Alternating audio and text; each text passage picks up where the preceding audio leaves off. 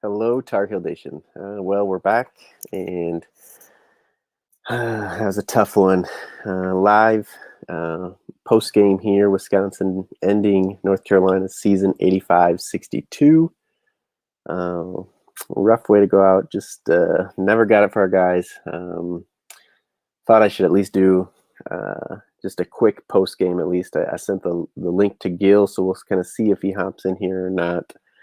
As we go, but I thought since we've been doing these lives that need to at least kind of end the season this way. Not that we're done. I'll do some podcasts, possibly some live stuff as we go through the tournament, and at some point we'll do a kind of season review of the Tar Heels as well. May need a week or two for that, but I did want to hop on and just kind of go through this game a little bit.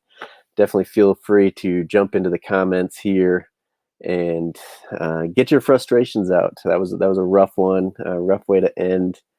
And now Purdue has lost too. So that was kind of, I was going to say that's going to be the worst part of this is our bracket, our region is going to kind of fall apart here. Probably open it up for an easy run to the Final Four by Baylor. But, if we could have got past Baylor, then, if it was wide open, Ohio State lost today, the number 2 team just already lost. Now Purdue, the 4 seed that we would have possibly seen in the Sweet 16 loses.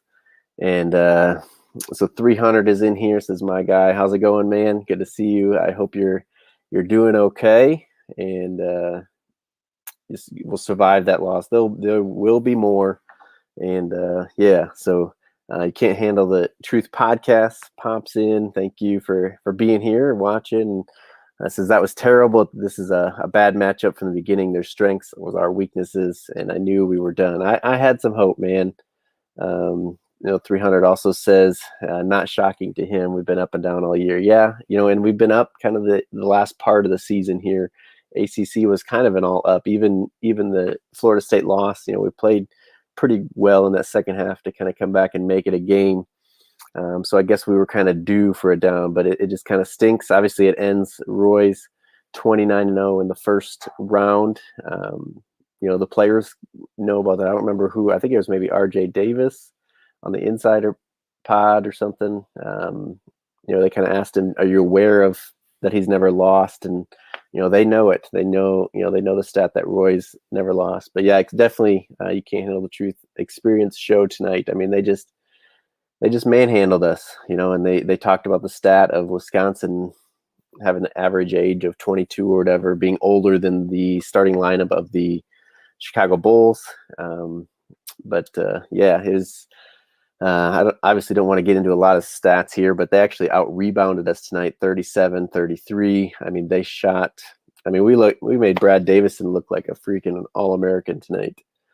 He was 10 for 15 shooting, 5 for 7 from the 3-point line, 29 points. I mean, I don't know how he knocked down some tough shots, give him credit, but I just don't know how we don't, lay him out at one point or, kind of send a message or just get up in his grill and, whatever, but we just couldn't. And then Trice had 21 as well. We knew that their experienced backcourt could be trouble for our backcourt of young guys, but again, they out rebounded us. So, I guess, credit to them. They shoot for the game. They shot 51%, 48% from 3. They were 13 for 27 overall. And I mean, they only had to shoot 12 free throws, but they knocked down 10 of those as well.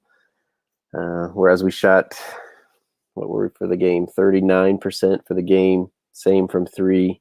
We were actually 70%, but yeah, not a ton of fouls in this game. We had 14, they had 11. Of course, in the second half, it wasn't much of a game. That's a tough one to handle. 300 says, we'll be back, win or lose or draw, Tar Heel Nation forever. For sure. The crazy thing is, this offseason is going to be just a super crazy one. And of course, as the tournament winds down, we get into the Tar Heel review, season review.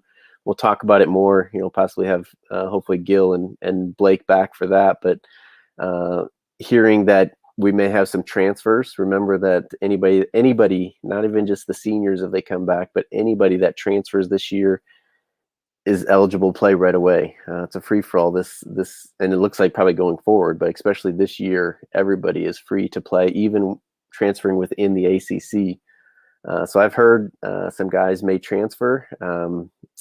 Sounded like, I haven't listened to it yet, but Garrison Brooks in the post game sounded like he has given a little bit of thought about coming back, but then also that he could go somewhere else. That, even if he came back to college basketball, he could go play for someone else, which would be pretty strange. Play 4 years for a team and then, go play. But I mean, I guess you got to do what you got to do. But, so we'll kind of try to figure that out, who comes back and all that. But again, this is not what this podcast is for. So You Can't Handle the Truth says, got to get tougher. Also at times they turned the other cheek instead of matching intensity. Yeah, I think we were a little shell shocked there. Baycott, he did come out in the second half with some intensity and was ticked off. Yeah, and that's the thing is we have to start the game. We've said that, we've had games that, all season like this, that we just get into a hole, we get, and we were sticking with them for a while, and it was what, about 8-minute mark left in the first half. I said, we have to keep this under double digits for the first half and just kind of regroup because we know what we're like in the second half. And then kind of right after I said that, it ballooned up to like 16 or something like that, 14. And yeah, I think it was 16 at half. So Kobe says, who do you think returns? I thought most guys would. I didn't think Brooks would return or Playtech. I kind of thought they would both be kind of out and just kind of done. After a while, you just don't want them to be in school for anymore. It's not like they're going to the NBA, but I don't know. A lot of people have said, Day'Ron Sharpe is gone because he's in the first round. And the way the NBA is, I didn't know. I just never kind of thought, why go? I mean, if he goes late first round, he goes to a good team, doesn't get a lot of playing time. So, I mean, do you ever get that second contract, or do you ever make an impact, or do you sit in the G League for a while and go overseas? So I thought Day'Ron should come back. People have kind of said he's gone. I don't know about that. I would think if he could get a little bit of a jumper, at least move up into lottery before he goes. And I always kind of thought Caleb was gone, and people said, with the season he's had, he has to come back. So we'll kind of see what happens to him. I've kind of been on the other kind of fence. I figured he came in thinking he was a one and done, and kind of wouldn't change his mind no matter what the season's like. But obviously I agree with them too. The way his season has been, how, and if he's not, I don't really look at draft boards, but if he's not on them, like, where do you go? So yeah, that's pretty tough. So we'll kind of see what happens there. But yeah, that's the thing is, people can come back and go to a different school and be eligible right away. So does Caleb say, hey, I don't fit this system? And does he go? And RJ say, if Caleb's going to be here, I'm going to leave. And, do they both end up going? And, I don't know who else transfers out. I don't know necessarily why Anthony would transfer out. I don't know why Kerwin would transfer out. It seems like there's kind of playing time for both of them there. Leakey gets the playing time that he wants, even though people think he shouldn't. So I don't know why he would transfer out for his senior year. Who else? Kessler seems like he loves it there. So I don't know that he transfers out. Maybe Baycott. I don't know. Baycott's actually been our best player. So does he try to go pro? That's a good question, though. I don't know. Like I said, we'll get into that. Hopefully we hear a little bit more here in the next couple of weeks and kind of do the season review and all that stuff and talk a little bit more about that. And Blake's a little more in tuned with that as well. But so You Can't Handle It says everyone should return, but who knows exactly. 300 was soft. Proud of his. Yeah, I mean, Baycott, again, he was our best player this year. But You Can't Handle It says Brooks needs to just move on. He has reached his potential. Sharpe will be a pro, but he needs another year or two. Yeah, but I mean, if he's first round, like again, if you're worried about it, if he can't extend his jumper, maybe he hurts his draft status as well by coming back, and then and then you're stuck kind of like James Michael McAdoo, kind of never developed into what we thought he was going to, and then was kind of stuck. But also says Love better not even try to think if he couldn't handle these college point guards. This is a down year for point guards. It's true, but the NBA is such a different game. I think Caleb's game, kind of like Cole Anthony too. And I hate to even say this, on a broadcast, but like our system does not, like for a driving point guard, North Carolina system's not good as long as we're playing two bigs. You look at Kobe White, he played with Luke May, who stepped out. He had that room to drive. Right now we got two bigs. As much as it helps us on the rebounding and all that stuff, it does clog it up for somebody to try to drive. And Caleb's game, as you see, he kept trying tonight and got blocked and blocked and blocked. Driving in there, and there's just no space for it. Plus, we don't have the shooters to draw people out, so there's no space for Caleb to drive. The same thing with Cole Anthony last year. There was no room for him to drive, and he couldn't. And now you see he was, before he got hurt, I think he's hurt right now. But he was doing pretty well starting for the Magic and putting up numbers and stuff like that. The same could be for Caleb. I think he can get by guys. It's the help defense in college and with our system that is really struggling. He's struggling with. He doesn't have the floater. He doesn't stop for RJ does a better job of that mid-range game, pulling up at the free throw line or something like that. But yeah, how do you draft Caleb Love right now if you're an NBA team as well? So Kobe says Leaky needs a jumper to help space the floor. Hey man, every North Carolina fan has been saying that for 3 years now. And I believe him. He's putting in the work, I'm sure, but it's just not happening for him. And what are you going to do? So he says that's true. Roy's system isn't point guard friendly for today's games. I mean, look at Kobe White. He excelled, but that's because he could shoot from the outside. He knocked him down consistently. He wasn't a great shooter by any means, but was a consistent threat from the outside, which Caleb isn't. RJ is a little bit more, but then Kobe played with Luke May, so we were playing a different system than we are this year with all the bigs and probably what we're going to next year, because a lot of those bigs are going to still be around. So yeah, Caleb may be one of those guys that transfers out. I don't know. Just let's hope he doesn't go to Duke. I mean, that would just be kind of a knife in the back kind of thing. We don't need that. But yeah, tough one for the Heels tonight. Again, we don't want to talk about Baycott did come out strong in the second half, ended up with 15 points, only 4 rebounds for him, which is kind of crazy. Caleb Love, 10 points, but 4 for 13 shooting. Garrison Brooks actually got to 10 points, 10 rebounds as well, but 4 for 12 shooting. Kerwin 8. I mean, they were all over Kerwin.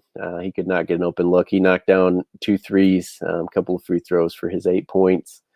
And after that, we had Anthony Harris with 6, RJ with 5, Dayron with 4. I mean, Dayron didn't look good tonight. He didn't help his draft stock tonight, that's for sure. 4 points, 3 rebounds. Yeah, I mean, we just didn't have it. Kessler, I mean, they clogged the lane so much with the way they play defense, and they were doubling our posts and being effective with it. And then obviously we don't have the shooters, but they were out there. And then, like I said, Brad Davison and Trice just kind of picked us apart from the outside, and it was definitely age kind of over, experience over our youth kind of thing. Yeah, it's a hard one. So I don't know. Let's move on from the Tar Heels, though. It's too tough here.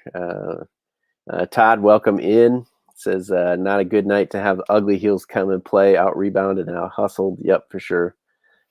Andrew Braun says Dayron looked like a freshman, as well as Kessler, but you could kind of say that. Oops, there's that comment. You could probably say that about Garrison too. He didn't look so great there. So Andrew says Leaky didn't have his 6'8" hands up on a 6'4" shooter. Yeah, that's the thing. Like we let Brad Davison get hot, and then he was just smoking. I mean, you could see it in his body language. Everything, he was just being. He had every right to be, but being cocky up there, and he knew every shot was going in. He had the confidence, and they were going in. I mean, somebody said, he looked like Steph Curry out there, but he was, he pushed that Wang guy off of the, I think it was his own guy, kind of pushed off on the screen and knocked down that deep three. There was late in the game, Anthony Harris was playing really tough defense on him, up on him tight. He drove, kind of spun, never got any room, but kind of put a jumper up about the elbow and knocked that one down with Anthony Harris right in his face too. I mean, he was just feeling it, and we've seen it before as Tar Heels fans. I kind of thought this towards the end of the game. My kids were like, no 34, no 34. And I mean, they think 30, they think Brad Davis is now the best player on the planet because of the way he looked tonight. And kind of their first taste of somebody really lighting up the heels that if we've been Tar Heel fans for years, we've kind of seen over and over happen again and again. So yeah, his tough, but 300 says we played our game. They just gunned us down. I don't know if that's our game. I mean, again, we've seen this before, but you can't handle the truth. Says Leaky has mental lapses too much.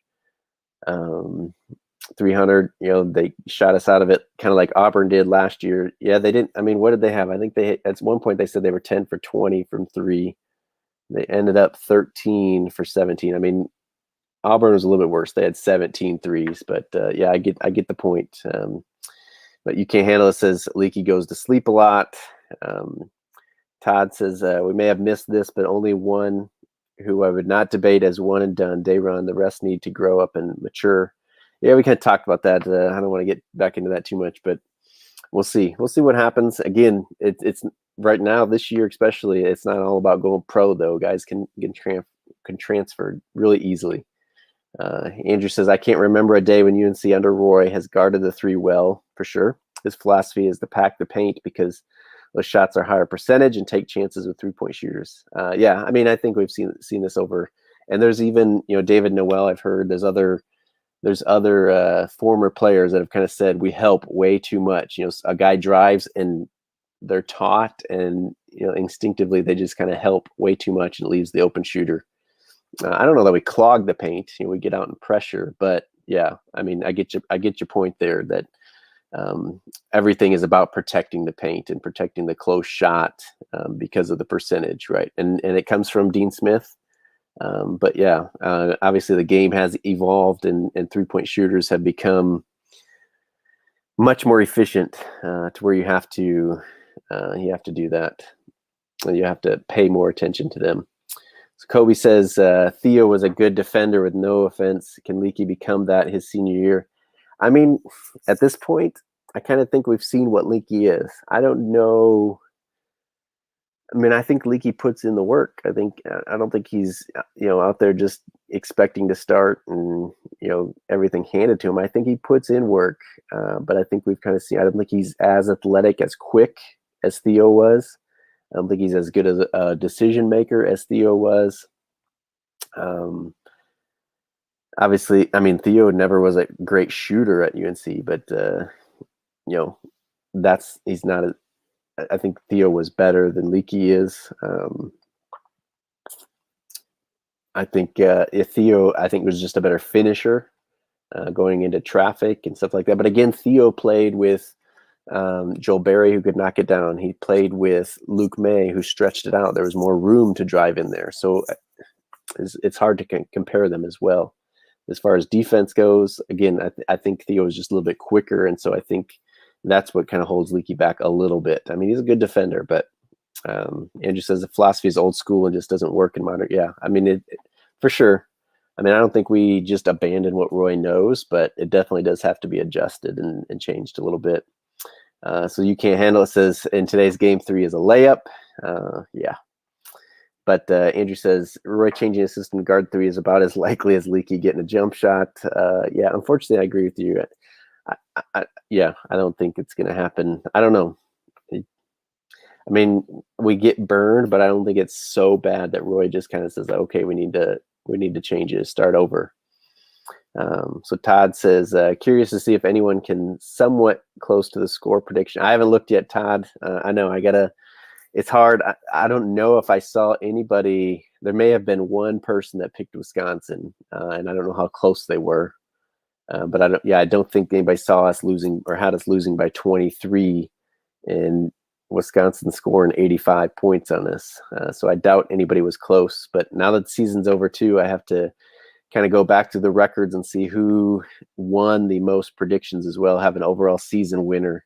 I'll probably do that. I don't know if I'll get to it tonight. So I'll try to watch these games here going on late here. But yeah, I want to kind of a transfer over to kind of talk about the tournament a little bit here. Ukano says, I know our chances were slim, but didn't expect, this kind of beating.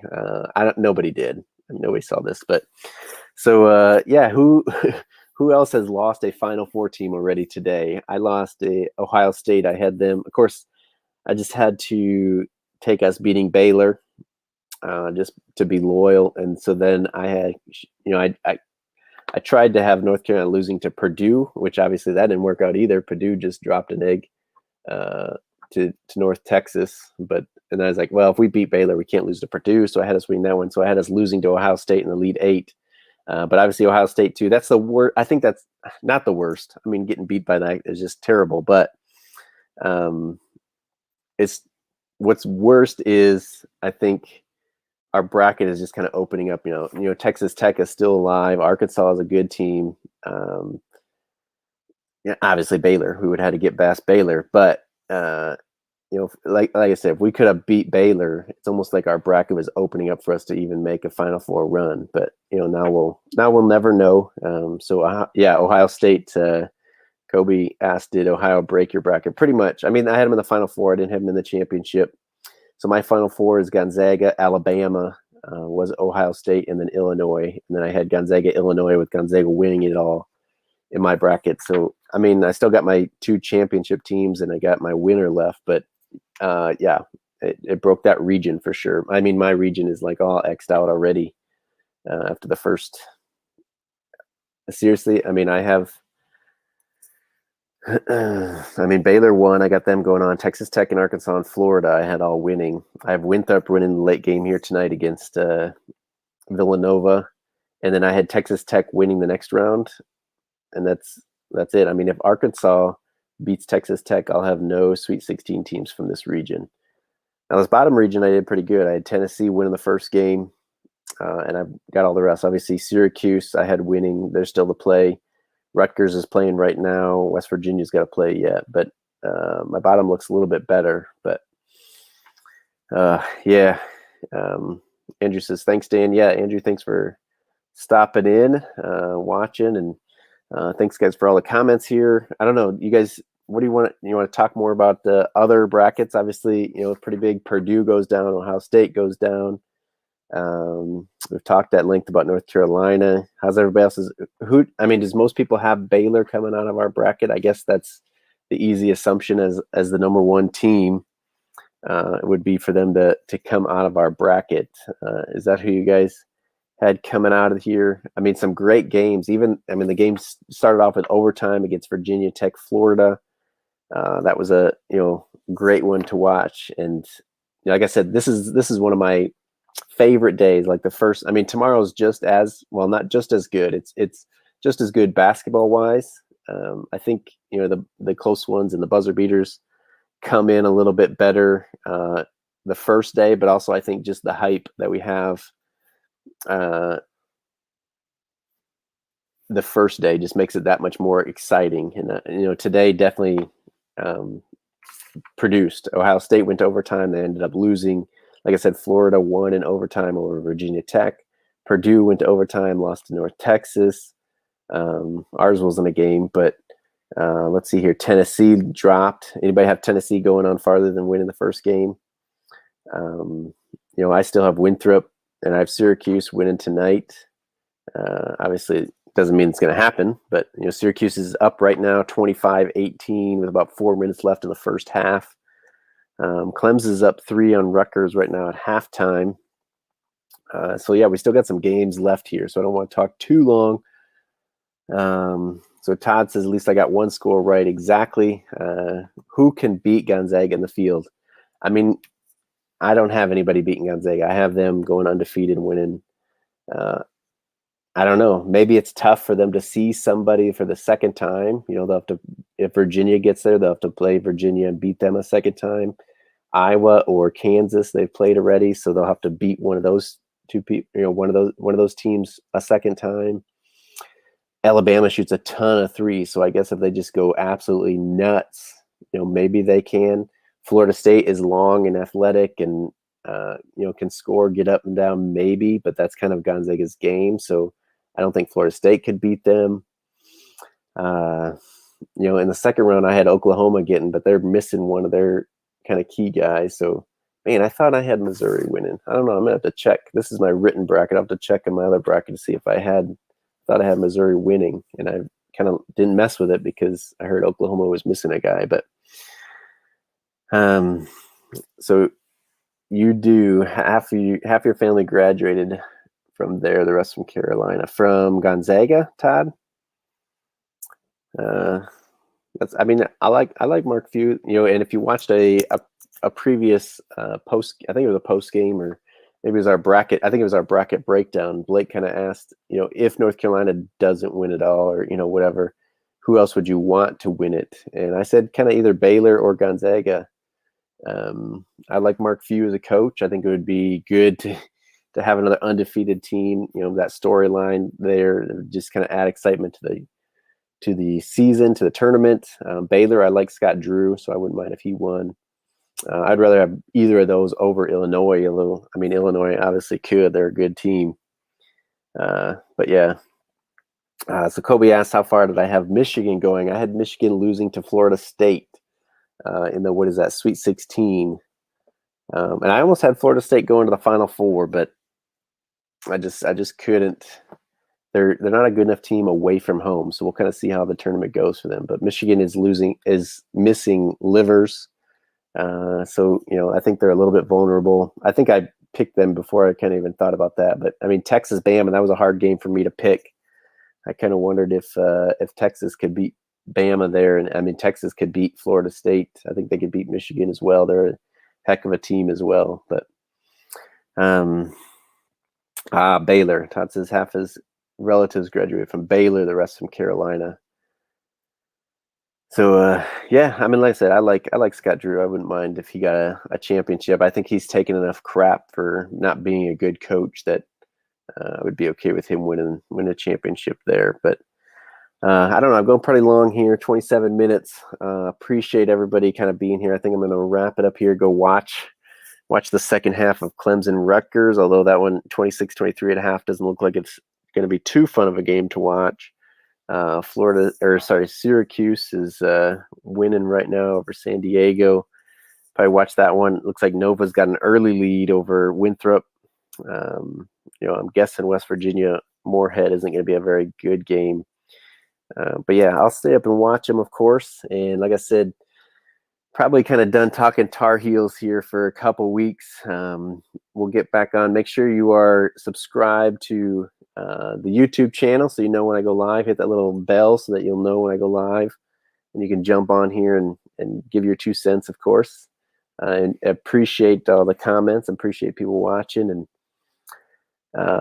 so subscribe there. I don't know if I'll put this one out as a podcast to the audio, to all the podcast apps and stuff, but if that's how you'd rather listen on a regular basis, most stuff I do goes to there as well. We've kind of started doing these post games, and not all of them go to audio there just because of the time. It doesn't make sense if you listen to it 2 days later.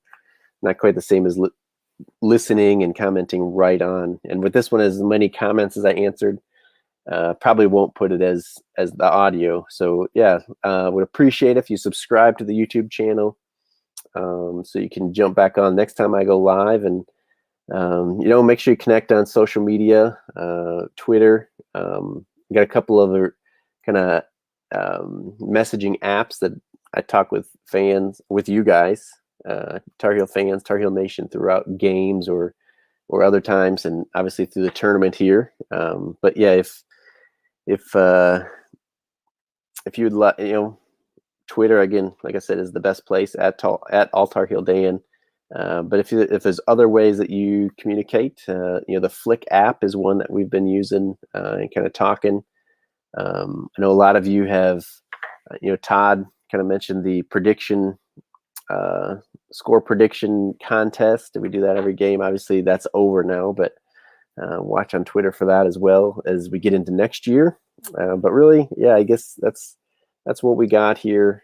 Sad note, sad ending for North Carolina's season. Hopefully it doesn't end up in too many guys transferring to where we don't know what our team looks like next year.